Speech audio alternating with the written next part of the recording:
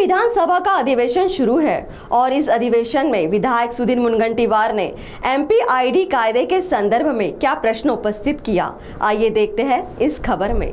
राज्य के पूर्व मंत्री तथा बल्लारपुर मूल विधानसभा क्षेत्र के विधायक सुधीर मुनगंटीवार ने मुंबई में चल रहे विधानसभा अधिवेशन में एमपीआईडी कायदा का मुद्दा उठाते हुए प्रश्न किया कि एमपीआईडी कायदा में गुनहगार को 20 वर्ष तक की सजा और अतिरिक्त 25% दंड किया जा सकता है क्या। उनके सवाल पर मुख्यमंत्री देवेंद्र फडणवीस ने कहा कि यह बहुत ही महत्वपूर्ण सवाल है और इस संबंध में अतिशीघ्र सजा और दंड बढ़ाने के संदर्भ में सुधारणा की जाएगी, ऐसी गवाही दी। सीटीव्ही के लिए बाबुरवारकर की रिपोर्ट। कारण त्याला मोह असतो म्हणून माझा पहिला स्पेसिफिक प्रश्न आणि तुम्ही समजू शकता, तुम्ही निर्देश द्या। पहिला अध्यक्ष महाराज, यामध्ये अडचण काय? एमपीआयडी कायद्याचा एक लूफहोल काय की याच्यामध्ये जे कलम 3 अंतर्गत वित्तीय संस्था आस्थापने ठेवीदाराचे पैसे बुडवल्यास 6 वर्ष शिक्षा व 1 लाख रुपये दंड आहे। दुसरीकडे सुप्रीम कोर्टाने काय सांगितलं अध्यक्ष महाराज की 50% शिक्षा भोगल्यावर तो जमानतीसाठी अर्ज करू शकतो, म्हणजे त्याची जमानत होते। म्हणून माझा पहिला स्पेसिफिक प्रश्न सरकारला आहे की या गरिबांचे आशीर्वाद घेण्यासाठी सरकार या कायद्यामध्ये जसं आता पॉस्को गुन्ह्यामध्ये आपण 20 वर्ष शिक्षा देतो, अध्यक्ष महाराज हा गरिबांवर अत्याचार आहे अध्यक्ष महाराज, मग याची शिक्षा तुम्ही 20 वर्षापर्यंत वाढवणार आहात का? आयटी ऍक्ट मध्ये 20 लाख रुपये दंड आहे, तुम्ही 1 लाख रुपये दंड का केला अध्यक्ष महाराज? 20 वर्षाची शिक्षा आणि अध्यक्ष महाराज जो गुन्ह्यामध्ये त्याची रक्कम आहे त्याला 25% दंड असं कायद्यामध्ये बदल करणार आहेत का? आणि दुसरा एक फक्त उदाहरण तुम्हाला सांगतो की एनसीएलटीच्या माध्यमातून एक पुण्याची केस झाली, तुम्हाला माहिती आहे, डीएसके कुलकर्णी अध्यक्ष महाराज, त्यामध्ये 16,000 कोटीचा प्रॉपर्टीचं मूल्यांकन झालं। एनसीएलटीनी ती प्रॉपर्टी 827 कोटीमध्ये विकली, कारण एनसीएलटी हे तुमचं ऐकत नाही।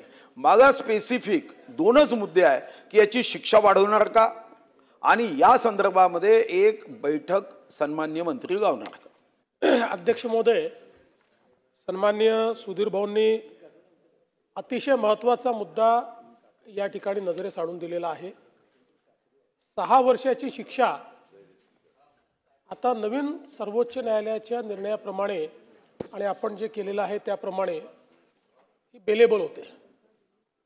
त्यामुळे 7 वर्षापेक्षा जास्त शिक्षा जर असेल तर त्याच्यामध्ये अधिक आपल्याला स्ट्रिक्ट अशा प्रकारची कारवाई करता येते।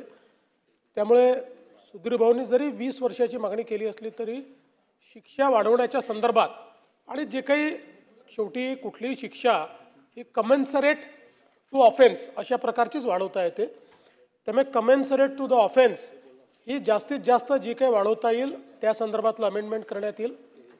1 लाख रुपये दंडाचा जो विषय त्यांनी सांगितलेला आहे त्यातही वाढ निश्चितपणे करण्यात येईल।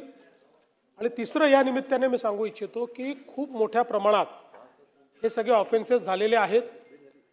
हे ऑफेन्सेस झाल्यानंतर एमपीआयडी सारखा एक चांगला कायदा आपल्या राज्यामध्ये आहे, परंतु या कायद्याच्या अंतर्गत प्रॉपर्टी जप्त करणे, मग तिच्या लिलावाकरता परमिशन घेणे, मग त्याची विक्री करणे, या सगळ्या गोष्टी खरं म्हणजे आपण फार काही त्यात यशस्वी झालेलो नाही, फार कमी आपण त्यात यशस्वी झालो आहे।